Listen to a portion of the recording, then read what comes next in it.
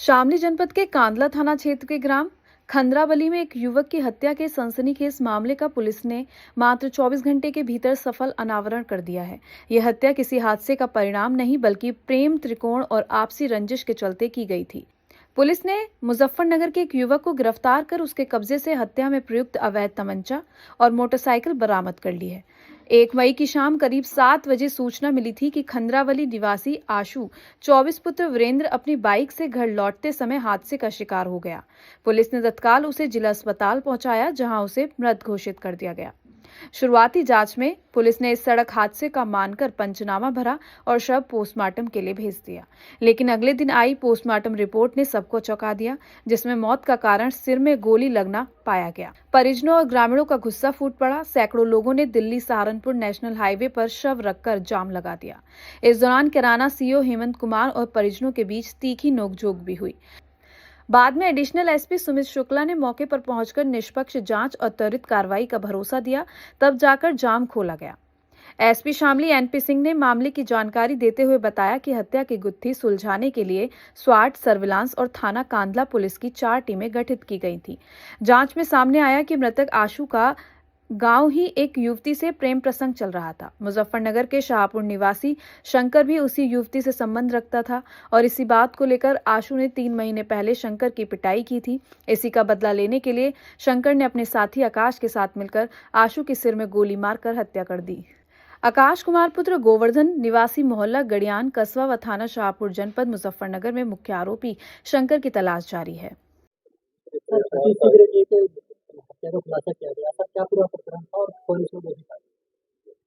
एक जैसा आपको मालूम है कि आज थोड़ा इसको लेकर के लोहार की समस्या जनपद में उत्पन्न करने का प्रयास किया गया था।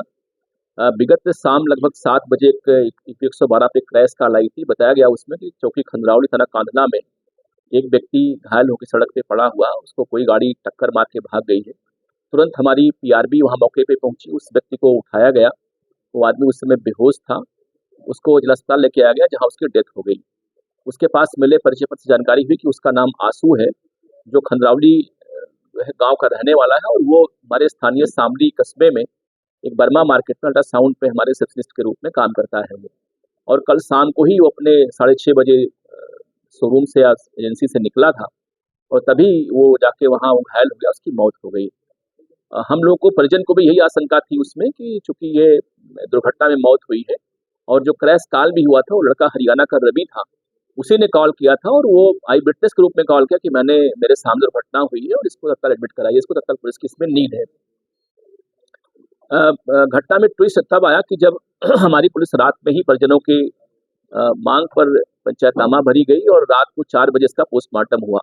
पोस्टमार्टम में जानकारी ये हुई कि डॉक्टर ने बताया कि इसको गोली लगी, इसमें गन शॉट इंजरी इसको है और इसके सामने फोरहेड से इसको गोली मारी गई है और जाके पीछे गोली आर पार अर्थात एग्जिट एंट्री वुंड इसमें मिली हुई है।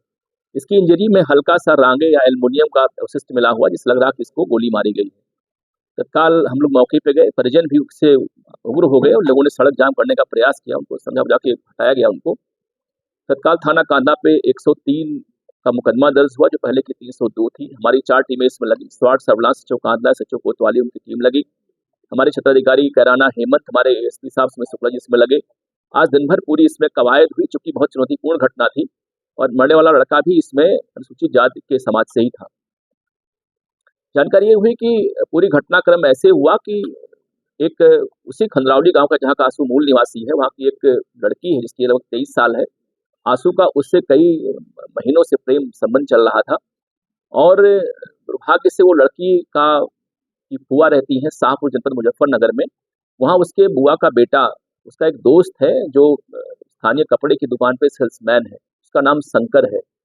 उससे भी उसका प्रेम प्रसंग आरंभ हुआ था अथवा एक तरफा रूप से शंकर लड़की को चाहता था वो। इसी बात को लेकर आशु नाराज था। 3 महीने पहले उसने उसकी पिटाई की थी शंकर की बुला के शामली में। इसी बात से वो नाराज था और चाह रहा था कि आशु उसका पीछा छोड़ दे, वो हमारे संपर्क में रहे और उसी का बदला लेने के लिए वो कल अपना एक दोस्त है आकाश, जिससे मैंने अभी आपकी बात कराई, वो भी स्थानीय शाहपुर जनपद मुजफ्फरनगर में कपड़े की दुकान पे सेल्समैन को लेकर के यहाँ पे आया। इनके पास एक पिस्टल 32 बोर की थी, एक तमंचा था 315 बोर का। इन लोगों ने बर्मा मार्केट पे ही उसको जो है चेज किया और जैसे ही वो निकला 6:30 बजे अपने घर के लिए, लोग पीछे हो लिए और हमारी चौकी के थोड़ा ही पहले सोनसर एरिया में जहाँ जैसे पहुंचे लोगों रोके उसको, और उतर के इन लोगों ने उससे सामने से गोली मारी, जिससे तत्काल मौके पे गिर गया, उसकी मौत हो गई थी। ये लोग फरार हो गए वहां से।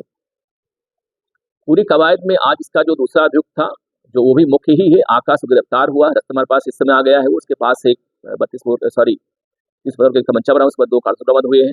इसने पूरी घटना कारित करना स्वीकार किया है। घटना प्रयुक्त बाइक बरामद हो गई है।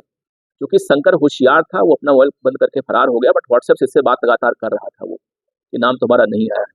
अभी हमारे पास एक मुलजिम हिरासत में, उससे हमारी बातचीत हुई है, पूरा घटना स्वीकार किया, आपको हमने बात कराई है।